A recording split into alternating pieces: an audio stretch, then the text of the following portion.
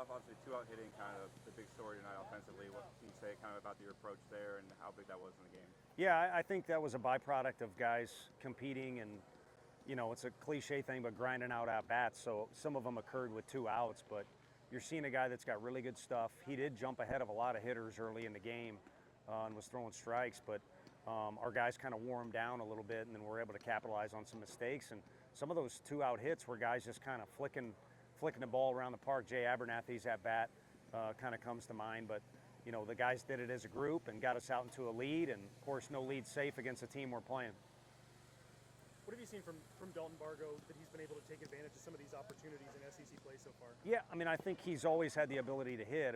He started out as a freshman in the middle of the order, so the ability and the swing are there, and the mindset too, but sometimes your strengths can be a weakness, and his mindset is that of one that's an intense competitor, and sometimes he just tries to do too much, and you see a big swing in a situation where he had a pitch to hit, and as of late he just looks comfortable in his own skin, and his swing is a lot more calm. So it's ironic the ball's jumping off hotter with less effort, but that's kind of the name of the game, and it's unfortunate because that's not as easy to do, but as he's matured and I think he's gotten reps, I think he's understood that and he's executing it well.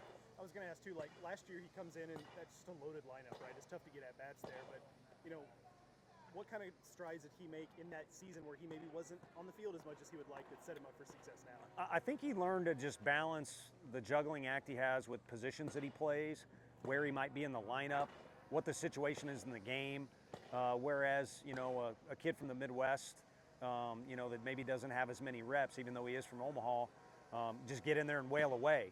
And these games, as you saw, they can flip on a dime. So might need you to hit with 2 strikes. He might be a guy that's at the top of the order. So he's become very versatile is the ultimate answer. And again, I think part of that is just through maturity and experience. And also he's an observer of the game. He pays attention to what's going on, and he's made adjustments in a lot of different areas. You mentioned Jay. I feel like his at-bats just get better day by day. Can you speak to his progress? Yeah, there is progress, but I don't want him to hear this, but he's also, what he was in the fall. He was very impressive in the fall in a lot of areas. He just needed to claim a spot defensively, and I do think he can play shortstop one day, needs more reps, but really any spot we put him, he was aggressive about getting better, and he's so much better in left field, makes a very big catch there at the end of the game. But as far as being a base running threat and a guy at the plate, he's kind of been that guy since the fall. Now, as you start to see these crazy arms we get in the SEC, of course you're going to get better, get more experience, get a little more comfortable overall, maybe not comfortable in the box.